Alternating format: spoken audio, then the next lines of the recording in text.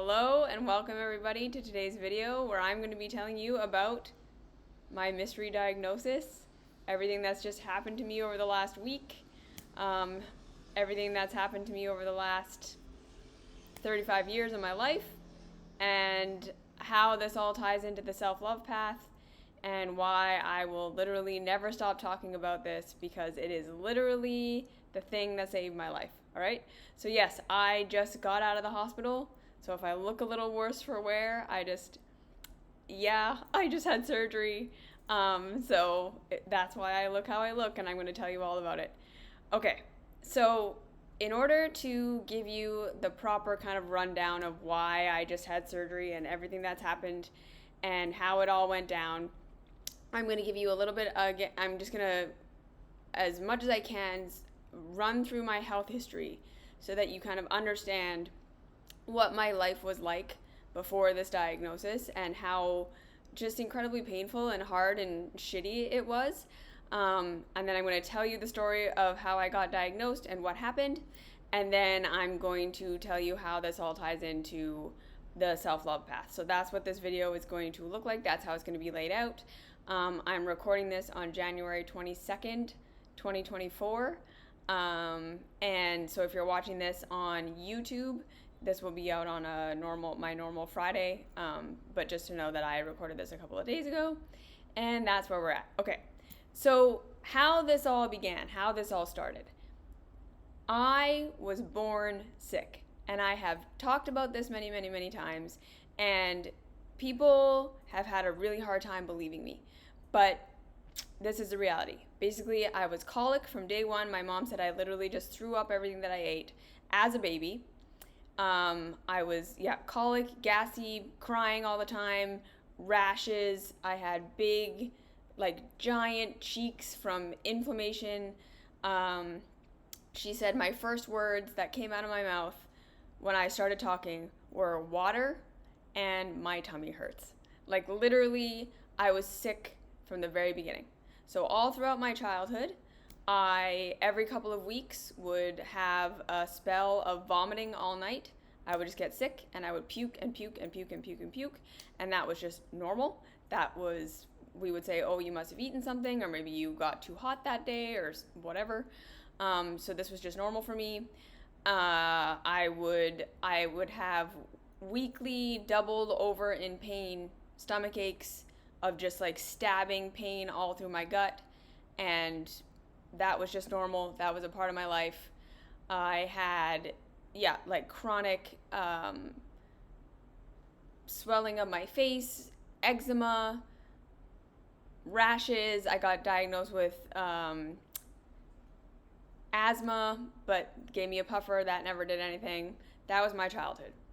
And then basically by the time I was 14, I ended up getting cysts on my ovaries, doubled over in pain stomach aches every week. That was just a normal part of my life.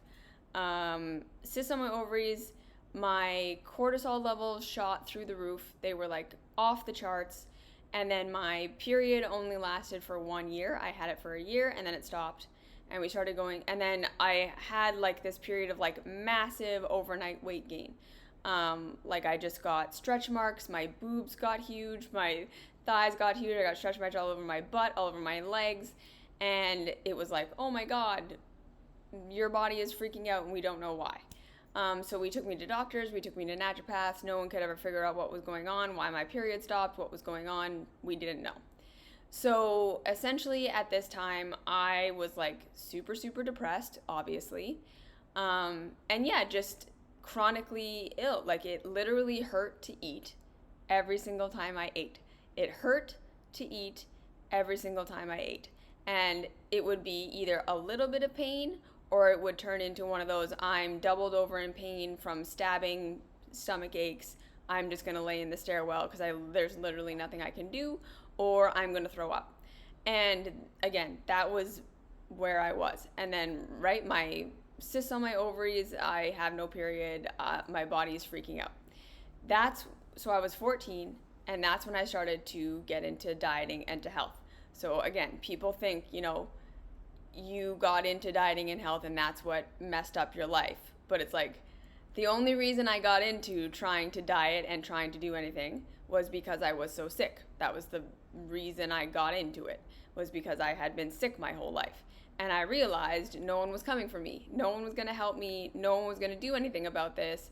I realized if I didn't figure this out on my own, I wasn't going to be okay and I wasn't going to live. So that was like the first time I kind of felt like I met with death, and I was like, okay, I have to do something about this.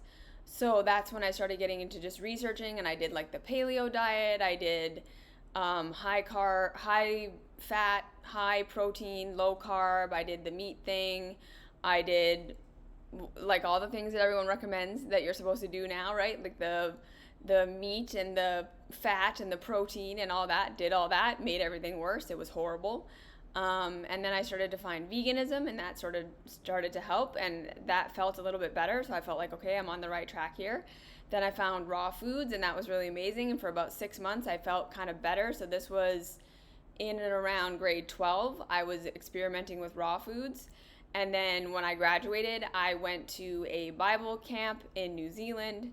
And again, right, all through high school, I was still overweight for my size. Like, I was not extremely overweight, but I was much bigger than everyone else, like all my dancer friends, and I was eating so much healthier, and I was working out way more than everyone else, and I was just constantly swollen, constantly bloated, constantly huge, edema, itchy, constipated, doubled over in pain, and I just did it anyways, right? I had to go to school, I got a job, I worked my job. There were so many days that I went to work just in so much crippling pain, and it was just you have to do it because who cares? No one's coming for you. This is your life. If I didn't do things because I was sick, I wouldn't have done anything because I was sick all the time. And so that was high school. I graduated high school, went to New Zealand, and they were not able to facilitate my raw foods diet there. So I ended up eating a very, very simple, just kind of like fruits and vegetables diet. So I'm getting rid of all the like gourmet raw stuff I was making, the nuts and seed butters and the ice creams and all that stuff. And I noticed I felt a whole lot better when I was eating just these simple foods.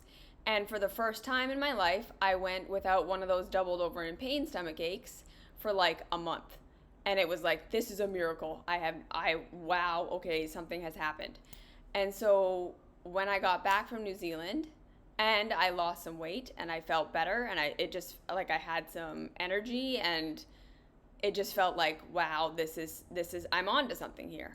So when I got home, I, of course, stopped, like, having less stomachache, less pain, the less food I ate, and there was an element of, like, hating how my body looked, and I absolutely admit that, right, that, like, I had this sense of like being ugly and being not as attractive as all the other girls, and there was so much fat shaming in my home, and it was very unhealthy. I had a just totally messed up relationship with my body in every way possible. And so I got home, and the combination of finally not being in so much pain and realizing that the more I reduced the food I was eating, the more simple I ate, the better I felt, combined with I was finally losing weight and not just so puffy and extremely bloated and constipated and in pain all the time, led to a year of just kind of like eating less and less and less and less and less. And then by the time I was 19, I was diagnosed with anorexia, of course. And at this time, I had a irregular heart rhythm. So like my heart was shutting down. My organs weren't functioning. My electrolytes were all out of balance. So when I started eating again, I started eating cooked food again, and I started eating like beans and rice and all these things. Basically, I had pretty bad refeeding syndrome. I gained 50 pounds in 3 months. All of my horrible symptoms came back. All of my stomach aches, all of my rashes, all of my just everything horrible came back. And then so for the next couple of years, and yeah, they kept sending me to the emergency room because my electrolytes were all out of balance, and they just thought my heart was going to stop. Like, it was really scary. But I knew I had to heal. I knew I had to do better. I knew I had to live. And it was in this time that I had my first kind of like revelation. I was on a walk, and the voice in my head said to me, okay, like if you continue on how you're doing things right now, you are going to die. Like you're not going to make it. This isn't enough food. It's simply how it is. And there was like no judgment about it. It was very odd. And again, I'm kind of like skimming over the story because I've told it a million times. But I was Christian at the time. And so I didn't believe in reincarnation. I didn't believe in any of this stuff. But I just really had this sense that if I died, I was going to have to come back and do it all again. And I was like, hell no, I'm not going to do that. This has been too hard. I can't do this again. Let's keep going. So I just said, okay, I'll stay. I'll do it. And the message was like, if you heal, it's going to be really hard, but you're going to have a really cool life. And I was like, okay, well, if you promise me, whatever I'm talking to, I don't know, that I can use what I've been through to help other people, then deal. I'll stay alive. And that was the deal we made. Me and whatever it is, the promise was, if I did this, it wouldn't just be for my healing, that it would be something that I get to use to support everyone else, because I was just so alone, right? Like I just felt so alone and so isolated. And all through this time, right, I'm being blamed for my illness. Like my caregivers blamed me for my illness. My caregivers blamed me for my hypersensitivity. I was the black sheep of the family. I was the scapegoat. My friends were not nice to me. I was bullied all through school. There was no one in the church that could help me. There was no one in the medical profession that could help me. I was deeply alone. And I knew that I wasn't the only one struggling. I knew I wasn't the only one alone. And I just felt like if there's ever anything I can do to make it so that just anyone out there doesn't have to be as alone on this path as me, that's all I want. And my life had always also been very spiritual and very grounded in spirituality, and all I ever really cared about was knowing God and knowing that kind of stuff. So this connection that I had fostered, where it could give me direct messages, right? Like I had spent years and years and years and years of my life just in my room praying and connecting to God and journaling and doing all this stuff, because that was my refuge and that was my thing. And even though I was raised Christian, my relationship with spirituality was very independent of that. It was very much just this constant feeling of love and this constant feeling of I can figure things out and I can get answers if I just listen hard enough and if I observe reality enough. So like the self-love path was starting, right? So that was the deal. If I could heal and I could help other people, that would be why I would stay alive. So basically from that time, I was kind of like in a relapse. It was pretty messed up. We ended up moving away from home. I ended up getting, right, like working 2 jobs while starting to build my own company. I was doing my life coach training, doing my yoga teacher training, putting myself through all of these things, paying for everything myself while being chronically ill. Okay, so this is basically where it was like for the next several years. It was just hell in my body. It was hell. My stomach aches came back, chronically just inflamed, itchy. There would be times where I would literally not not have a bowel movement for like a week. And there were times where like I tried to do like the freely diet where you just like eat as much as fruit as you want, and my intestines would literally seize. Like the more I tried to eat to try to be healthy and to try to do all these things that everyone else would do, my intestines would literally cease functioning. Like I don't know if you've ever experienced what it feels like to have your intestines just stop, but it's horrible. It's like you are doubled over in pain. There's literally nothing you can do but just lay there.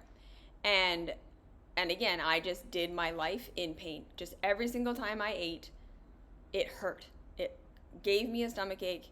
It was not, am I going to be in pain? It was, how much pain am I going to be in, right? And I just did it anyways. I went to work. I went to school. I worked my own company. I did my yoga practice every single day that I had since I was 14. Like, whatever. And then, of course, dealing with the whole eating disorder and just like hating my body and hating how it looked and hating being puffy and swollen all the time and hating being in pain all the time and hating myself because I had been taught that I was evil and horrible and too emotional and too sensitive and all of these things, right? Like it was just a big mess, okay? So then I had the big revelation in 2012 that I'm going to have to learn to love myself and love my body and be on my own side. And so from then on, I made a deal that I would never diet again. I would never restrict my calories ever again. That I was going to eat every single day. This was my caloric minimum. I was going to do yoga and Pilates and walking, and I was going to stop all the hard workouts. And I was just going to learn to love myself and learn to love my body. And so, again, that was a huge revelation for me, and it completely changed my life. Where I was like, okay, I'm just going to start to assume my body is doing the right thing and that it's trying hard for me and that it's good, and I'm going to learn to love it however it looks, and I'm never going to do anything to try to change how it looks ever again, because I'm not in control of that. I am clearly not in control of that. I just have to try and feel better. And again, so for the next 12 years, from then till now, it's been a journey of doing the best that I could, right? So being on raw foods really helped. Finding juicing helped. But now understanding what was going on, right? Like slowly figuring out that I had no motility, right? My intestines just didn't work. When I would eat something, it would just sit in my stomach and sit there and sit there and sit there. And then it would get to my small intestine and it would ferment. So I have probably had SIBO since I was born, right? So I would eat fruit, and fruit is the easiest thing to digest, but it would then cause a SIBO reaction, which would then cause a histamine reaction. So realizing through all of this time that I would go for weeks without passing my stool. And literally I would start eating, feeling totally full, totally bloated, full of gas, full of fermentation, in so much pain, and I would eat anyways. And sometimes there would be a release, and most of the time there wouldn't. There were most days I just looked like I was 9 months pregnant all the time. Like I said, I was puffy and swollen, and if you go back and watch old videos of me, you'll see that my face was like 3 times the size that it is now. And I know now that that was because of a histamine reaction. So basically because of the low motility, I had just chronic gut infection. I had chronic SIBO and infections in my lower gut, and candida overgrowth, which creates toxic byproducts every single time you eat that off gas into your system and then cause an allergic reaction. Like literally being in an allergic reaction for pretty much all of my life and being allergic to most foods that I was eating. And so over the years, I realized like there was sort of like a maximum amount that I could eat before I would be in reaction pain that's like your entire body is on fire. Like that's how it felt. Like my intestines were on fire, my neck and my back were on fire, and then the bloating would cause my nerves and my bones to get pulled out of place, and then my nerves to get pinched. And so I had like chronic sciatica, pinched nerve in my back here. It was just really, really hard. And then I found colon cleansing, and that helped, right? So again, if I could get things out, that would make it so that I would feel just like a little bit normal in between my getting my colonic done or my enema done and the next time I would eat.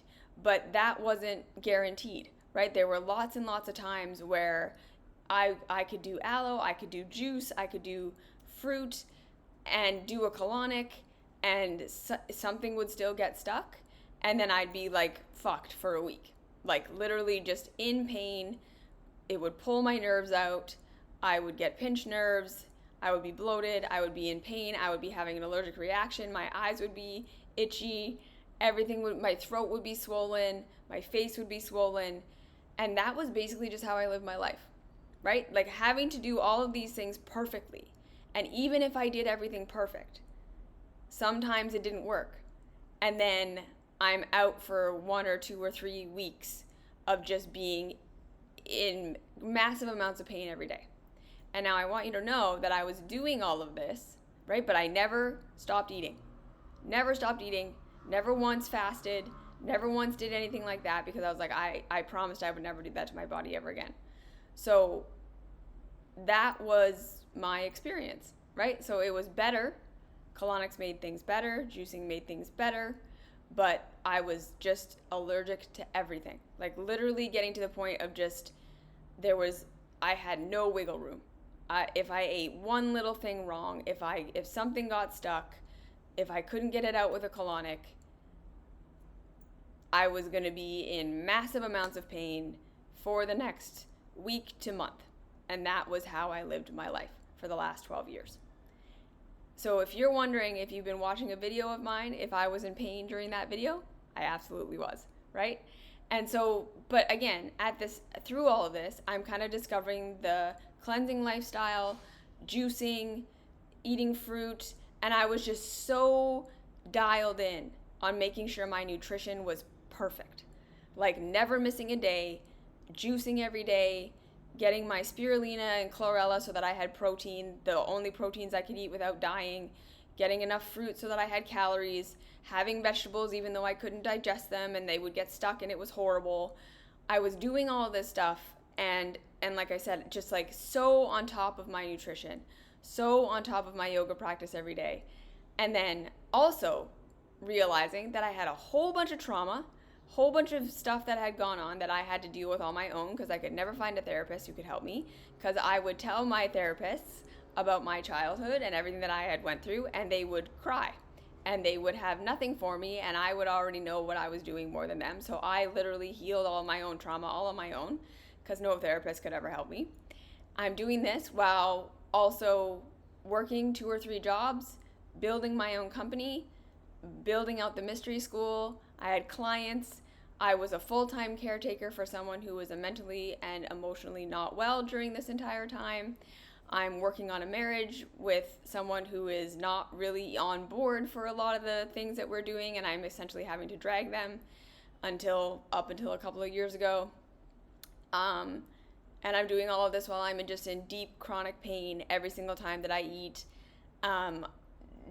living this like perfect healthy lifestyle because I have to in order to try to just whatever. And I also don't think you understand how debilitating it is. Like when you can't do things after you eat, like just think about that. The only way that I could eat was for eating to be the last thing I did that day. So I did eventually get down to 1 meal a day, but I was able to get all of my calories in that one meal because drinking water hurt. If I drank water during the day, I would be in pain. If I drank tea during the day, I would be in pain. So I had to learn how to do my perfect lifestyle. So get up in the morning, do my meditation, do my yoga, because I'm trying to heal, I'm trying to be on track, do my work, right? So that I can be here for other people, make videos, make the mystery school, be a counselor, take care of the person I'm taking care of who's emotionally not okay, and every single day is a huge thing. Trying to have a marriage, trying to do all this stuff in chronic pain, and then like right, not being able to go out at night and have fun. Like I literally have never been to the club with my husband because I can't.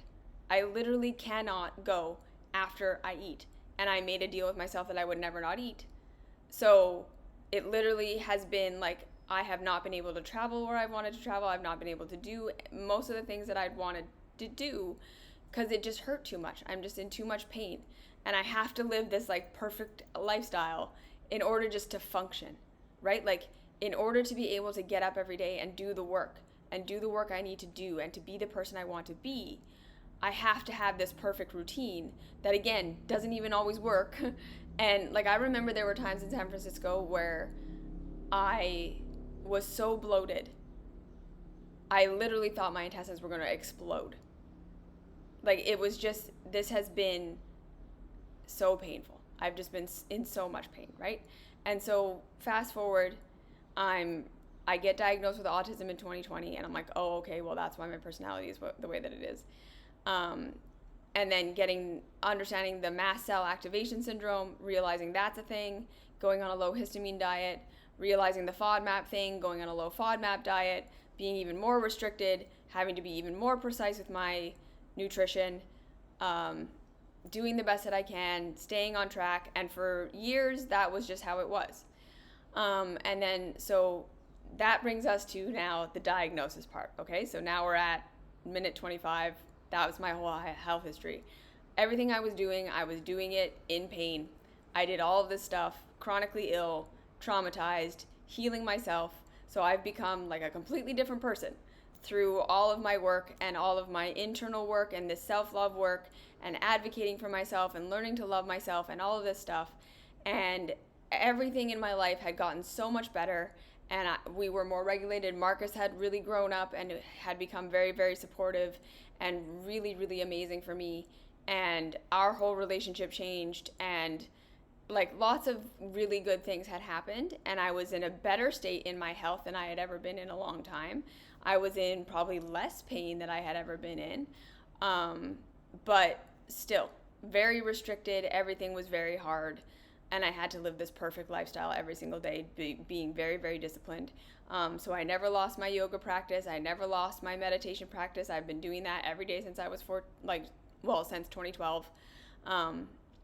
And it worked. Like I've become a completely different person. I've healed in so many different ways. I've been able to do so much of this work.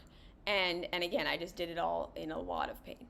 So that's what was going on. Okay, so then in my last video about my kind of health update, I told you that I went on a medication. Okay, please stop. Right? You can heal your gut. You don't understand. I'm going to tell you the diagnosis. I could not have healed this on my own. Okay? And this is dangerous rhetoric. And we need to just be careful. Okay? So, I was dealing with the mast cell activation stuff. And 6 months ago, I went on a medication that was supposed to help me with my energy levels, with being so cold all the time, and to help with other symptoms of mast cell activation. And it was helping, but no, not you, but with practice. Just wait. It's different than that. I needed surgery, right? Like there was no practitioner that was going to help me with this. Okay, so just this is part of my point. Okay, so 6 months ago I go on this med, and it's really helping with stuff, but it started to cause unintentional weight loss. And like I said, I had been able to sort of maintain my weight for the last like 5 or 6 years, being so perfect with everything I was doing, even though I was so limited and everything was like, I had to be so strategic about my food, and there was just only so much that I could eat. And if it got stuck, like I said, it was like I was hooped. There was nothing I could do. A colonic wasn't getting it out. It was just going to be stuck in there, and then it was going to cause the fermentation cycle, and then it was going to cause my nerves to go out, and then it was going to be just pain forever. So I started losing weight, and we were doing everything we could to try to stop the weight. So I was reducing my exercise. I increased my calories literally as much as I possibly could before going into a histamine reaction. Wasn't working. And then eventually, like about a month ago, 2 months ago, it got really concerning. Like my weight was like still dropping. And so we went off the meds, and they said it can take like 6 weeks for it to get out of your system. But I kept losing weight, and I was just losing weight.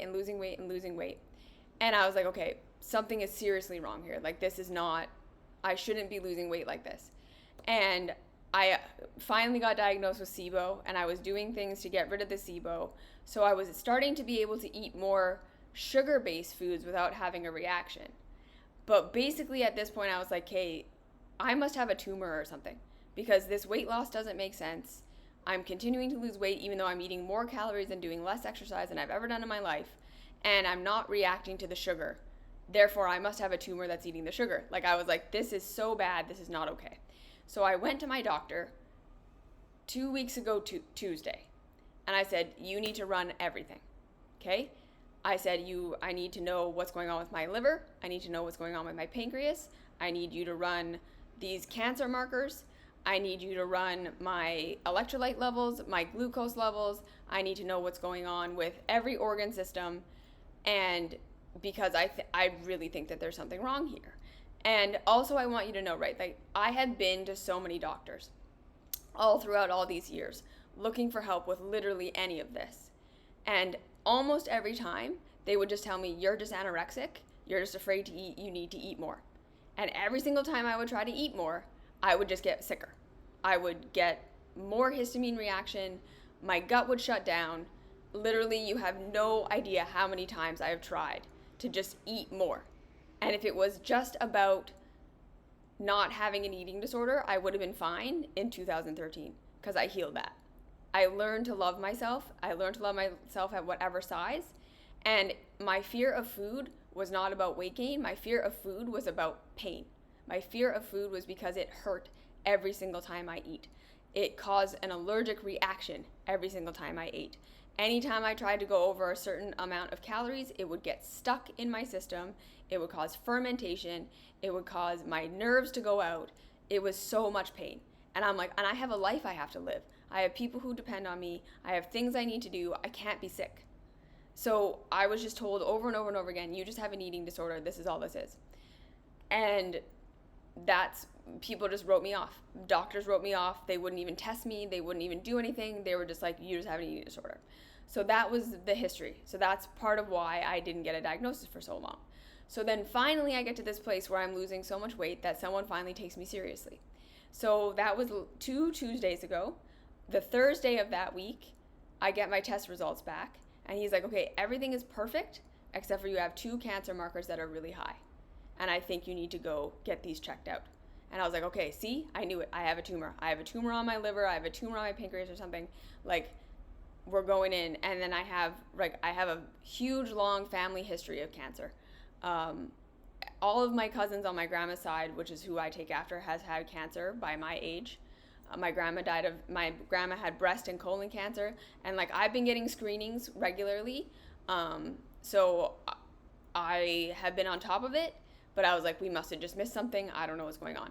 So we went to the hospital, and because I already had all these test results, which I expertly chose all on my own, I got to skip the whole, like, go to the hospital, you just randomly get assigned to a doctor. Like, it would have been a huge, like, day and a half of being in the hospital just to get to what we were looking to test if I hadn't had these test results. So my intuition was really good on that. They sent me to an oncologist, and they were like, okay, we see these cancer markers, great, we're going to set you up for a CT scan the next day at 9 a.m., and then we will give you your results at 2. So I was like, wow, this is amazing. Okay, great. So the next day, that was last Friday, right, Marcus? That was a week ago? Yes, 1 week ago Friday. So last Friday. No. So not the Friday that just happened, but the one before that. Friday. Go in at 9 for my CT scan, come back at 2. The doctor says, okay, you don't have cancer. What you have, I'm going to diagnose you with the thing you have had for your entire life. And it's called superior mesenteric artery syndrome. So what was happening with me is my duodenum, so you basically have your stomach, and then your small intestine is your duodenum, your jejunum, and the ileum, which then attaches to your colon. My duodenum was shoved underneath my major artery that runs from my spine and connects to my pancreas. So it's stuffed underneath, and therefore no food can get through, like, food can't get through it. This is why I have chronic indigestion. Food gets stuck in my system. It ferments because it can't get through, right? The cause of the SIBO, the reason why the whole rest of my colon doesn't contract is because the peristalsis is getting cut off at the duodenum, and then it doesn't move for the rest of the time. So he's like, basically your stomach is completely distended. And because of the weight loss from the drug that I took, there's a fat padding that goes around the artery that usually creates some padding. And that's kind of been how I've been surviving, is that, yeah. And this is exactly it.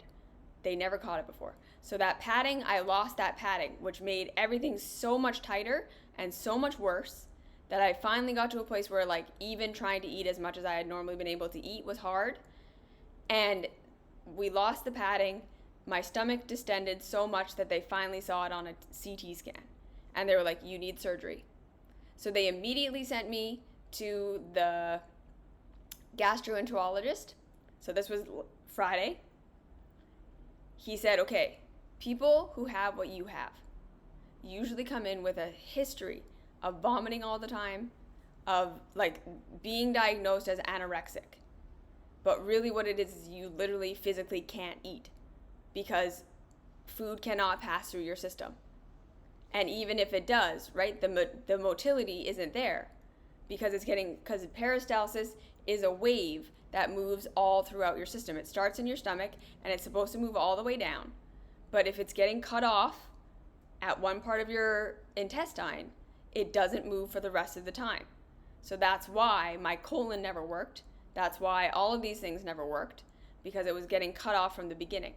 And he said, usually we have to refeed people for a couple of days before we do the surgery. And then they have to stay in the hospital for like another week or two after the surgery to be refed, because refeeding syndrome, because they're so deeply malnourished, and usually their hearts are shutting down, their liver is shutting down, their body is shutting down. And there's some people who have had this, it can be acute, like it can be something that happens, or it can be something you're born with. And so he's like, this is probably what we're going to have to do with you because you're severely underweight. And I was like, wait till you see my test results, because I tested all this stuff. I tested my electrolytes, I tested my liver, I tested my pancreas, I tested my kidneys. Everything had been tested. So I was like, okay, hold on, look at my test results, and then we'll talk about it after. So I left the room. He looked at all my test results. I came back in, and he was like, okay, you are in literally perfect health. Your electrolytes are perfectly balanced. Your blood levels are all perfect. Your hemoglobin is perfect. Your liver is perfect. And everything of these test results show that you are not at risk for refeeding syndrome. And so we can literally schedule the surgery for Tuesday. So I did not have to do any refeeding. I did not have to do any refeeding after the surgery because I have been so perfect about my nutrition, even with all of the ways in which I have been so deeply limited. Basically, living the lifestyle that I have lived saved my life. I am in perfect health with no signs of wastage, no signs of starvation, no signs of organ damage. After having this condition for my entire life, he said, based on your scan, you were born with this. You did not give it to yourself. It was not caused by anything you did. This is something you were born with that you've been dealing with your entire life. And my aunt is a doctor, and she sent me a note, and she said, really what should have happened is that your colon should have gone necrotic. Really what should have happened is I should have died way earlier than this, because it has been impossible for me to have adequate nutrition, and yet, because of my lifestyle, I have had perfect nutrition. Perfect nutrition, perfect everything, perfect test results, because I have been so on top of it, right? And I've been accused of being anorexic. I've been accused of just starving myself, when really I have been keeping myself in perfect health, despite the fact that my literal intestine was shoved underneath an artery and did not work. That's the reality. And I have been in pain every single day of my life and just told, you just need to eat more. And this is really what was happening. So I got checked in on Monday. They did an EKG and they did an x-ray. My heart is perfect, no irregular rhythm, everything was great. I had surgery on Tuesday. So basically the surgery that I had, it's still kind of hard for me it literally just happened a week ago tomorrow. I had surgery, so it's been 6 days since surgery. So I had on Tuesday a duodenojejunectomy. okay? Which means they cut your duodenum and they leave it in there. It's still shoved under my artery. They cut your duodenum, they just cut it off, and they take your jejunum and they attach it to your stomach. So they just bypass the duodenum. So I had that surgery on Tuesday. And then I had to be on a water fast for 3 days in the hospital, and they weren't worried about me at all. They just put me on a drip. I was on a water fast, and then I started drinking liquids 3 days ago. I had my first meal last night, and I'm going to show you now, trigger warning, I'm going to show you the scar so that you all know that I'm not lying. They had a drain that was in there that they took out. So yeah, there's the scar. That's where they cut it. Okay? And basically, I got to go home a day earlier than most people get to go home with this surgery because I am in such good health. And that was my mystery diagnosis. I had a actual physical abnormality in my gut that I have had since birth that completely destroyed my capacity to enjoy life and to not be in pain 24/7. And I just learned to manage it. I learned to cope with it. I learned to try to be as to show up here every single week, to show up for my clients, to create the mystery school, because I know this work changes everything. The reason I am still alive is because I learned how to trust myself. I learned how to love myself. And I learned how to do things my own way because the world was telling me that I was evil, that I was selfish, that I was anorexic, that I was delusional, that my pain was my fault, that I was the cause. Right? Like that was the message I had been given from my caregivers, from my friends, and then from the internet and all of these things. And learning how to be on my own side, even though I was being so antagonized by everyone else, even though I was chronically ill and being in my body was painful all the time, is the reason I'm still alive. It's the reason I was able to get in and out of that surgery within a week. I literally went from diagnosis to surgery to discharge in 1 week. It's like unheard of. And given how long this has been going on, I should not. It's a miracle. And it is because of this lifestyle. So I just want to say, first things first. Anorexia and eating disorders are real. And anyone who has an eating disorder, you deserve love. Nobody has an eating disorder because they're just delusional or selfish or bad or wrong. You're hurting. You're doing the best that you can with the trauma that you've experienced. And it is not your fault. And there's nothing wrong with you. And you deserve love. And you absolutely can heal. And I know that because I did. I hated my body. And I had good reason to hate my body. It was the reason I couldn't live the life I wanted to live. I can't dance. I couldn't party. I couldn't do any of the things. I grew up in a fat phobic household, and I grew up in a fat phobic culture. And if that had been the problem, it's a big problem and it needs to be taken care of. But I would have been well in 2013 if that had been my problem. And the weight stigma on both sides of the spectrum that exists in medicine and that exists in our world today is a huge part of the reason I didn't get a diagnosis until I was 34. Being told that I was just anorexic and so they're not even going to do a test on me is the reason I had to be sick for so much longer than I needed to be sick for. Every single time you go on the internet and you tell someone, honey, you just need to eat more, you're just anorexic, I need you to understand that you are not helping. It is not okay. Whether you're doing that for yourself or I don't know, but you are not doing it for the person you're speaking to. Because even if the person does have an eating disorder, that is not going to help. It doesn't help. You are not going to help them. Just don't listen to their content.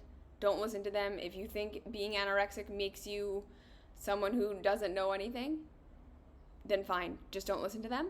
But honestly, all the practitioners out there and the dietitians and the people who have come to me over the years and just been like, you just need to eat more, you're just anorexic, blah, blah, blah, blah, blah. I want you to understand that you're perpetuating something that kills people. It's not a big deal. You're just anorexic could have taken my life. Okay, so I just really, really want to be clear about this. Even if it is an eating disorder, that doesn't help. And when it's not, it's even worse. Okay? I was living my life in so much pain. And I was trying to be here and to spread this message and to spread this word, even though I knew how I looked. And there was nothing I could do about how I looked. There was literally nothing I could do about it.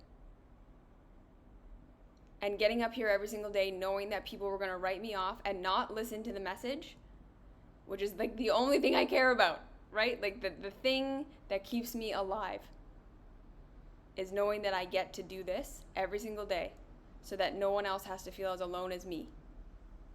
And to know that, like, right, my content isn't going to spread and it's not going to go anywhere because people are judging me based on how I look has been debilitatingly hard. And it's a big problem. And it's like you never know what's going on with somebody. And so again, I get it, right? We live in a culture that teaches us that it is okay to judge people based on how they look. We live in a culture that tells us that everyone can heal themselves and that we can all just be perfectly healthy and look perfectly healthy based on whatever that looks like right now in culture. And that if we're not, it's just because we're not taking responsibility for ourselves and we're delusional and we're not good enough. And that literally couldn't have been farther from the truth. No one has worked as hard as me to keep myself alive, and I have medical tests to prove it, while being continually told that I just have an eating disorder and I just need to eat a cheeseburger. It is just not okay. It's not okay. But again, because of the self-love path, I never let it be the reason to quit. I never let it be the reason I didn't show up. Because it's not about me. This work isn't about me. Okay? So again, this work of self-love is the reason I am still alive. This work of self-love, like the deep tissue stuff I teach in the mystery school, all this stuff, it's the reason I'm still alive. It's what I've learned through having to do it on my own, through having to heal my own trauma, through having to be on my own side, through having to love myself even when no one understood me, and having to figure out all of my own stuff because no one could help me, because no one took me seriously, because no one believed me.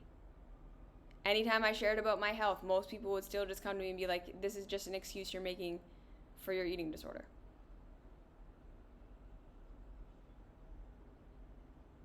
Right? And I had to learn how to be on my own side anyways. I've created all of this all by myself because there is nothing that matters more to me than you, whoever is watching this, knowing that you are worthy of love, knowing that you are worthy of being believed, knowing that you are not the cause of your pain. And I have created, right, in the mystery school, a map of exactly how we get through all that guilt and that shame. And I know it because I lived it. I had to do this work in order to be here today. I was so traumatized, right? Like, even if I hadn't been sick, just the way that I was raised and what I went through with my caregivers and my friends just being autistic was enough to hate everything about myself. Right? And then on top of that, all the body stuff and not being able to live a normal life, and how that's impacted my marriage, and how that's impacted my friendships, and how that's impacted just everything. Like, not being able to do what everyone else can do because I'm just in so much pain and I have to live this perfect lifestyle to even manage. It's been really hard, but it's been so worth it. And like I said, like, I have managed to find levels of enoughness and compassion for myself and tools that have actually helped me heal my nervous system and all of this stuff despite all of this. And like I said, there's just nothing is ever going to matter more to me than spreading this message that you are worthy of love and you are worthy of your own attention, and whatever is going on with you is not your fault. And moving past your shame and your guilt so that you can really understand what's truly going on for you and your real emotions and how you have been hurt. This is all that matters, and it's possible. Okay? So yeah, ASD here, high functioning, but few people don't get it many times. Yeah. It's hard, right? Like, we live in this society that is so based on how it looks instead of how it is. It's so based on just judging people and condemning people and shame and guilt and constant not enough. You're not enough, you don't have enough, you're not doing enough. And it's garbage, and it's disconnecting us from our humanity, and it's disconnecting us from each other. And I just want you to know that learning to be real, because that's what this path is. This path of self-love is like the Velveteen Rabbit, right? You're being loved real. It's painful and it's hard and it makes you weird and it makes you different, right? I'm going to continue to be weird and different, but in a way that's really actually beneficial for the planet. It takes us out of our constant navel gazing and our hyper individualism and this idea that if we just perfectly heal ourselves, we can finally be happy. And we learn how to be happy on the path. We learn how to love ourselves on the path. We learn how to be there for ourselves. And so, like I say, nothing is ever going to matter more to me than spreading this message.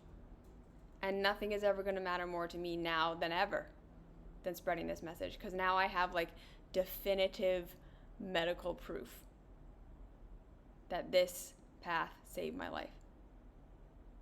I should have just given up. I should have given up years and years ago. I should have just withered away in depression and loneliness and isolation and shame and just feeling like the most lowest piece of shit person on the planet, because that's how I felt in 2012. Like, worth nothing. Absolutely worth nothing. But that spark of like, no, you're worthy of love. You're worthy of love just how you are. Being the thing that sent me on the trajectory of all of this. I believe it's possible for all of us. So that's why I'm here. That's why I do this work. That's why I'm going to continue to do this work. But I want you to understand, yeah, right? Like, I've been chronically ill my entire life. I've been fighting to be nourished my whole life. And so if you're watching this on YouTube, the next 6 months of videos, I'm going to look a little scary because that was pre-diagnosis. And I don't know what this recovery is going to look like. I have no idea what kind of function my colon is going to have. I don't know what this is going to look like. So it's going to be an adventure for me too. But I just want to let you all know that, like, right, I'm going to be here. I'm going to be here till the day that I die. And I'm just going to be here to remind you that you are worthy of this, because I want everyone to have this. I want everyone that I know to have this. To know that you're not alone. To know that there's nothing wrong with you. To know that you're not broken. To know that you're not the cause of your own pain. No matter what it is. That shame and guilt are always lies. There's always more under that. Right? Like, this is the most precious stuff that I do with my clients, that I love this work. When we can get to, okay, this shame story. What are you really feeling? What's actually going on? And then them being able to identify where they have been harmed and where things don't work for them. And that's what they're really feeling. And the shame is covering it up. And then they discover these new parts of themselves.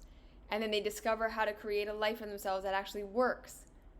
Like, there is never going to be anything more satisfying than seeing people realize that they are not shameful. And so that's why I built the school. That's why I make these videos. That's why I do coaching. Because this work it's not just something that makes us feel better. It's literally life-saving. If I hadn't done this, I would be dead. I would have been dead a long time ago. And instead, I was able to do all of these things despite being very, very sick. Like, very, very sick. In my fundamental biology, I was still able to do all of this. Not because I'm a special person, but because this path works. So that's all I have to say. Thank you for listening. I'm going to be in recovery for a while. So whatever I look like, we're just going to have to accept it. Who knows? Who knows what this is going to look like, right? Like, this may totally heal my mast cell activation syndrome. This may heal my chronic constipation.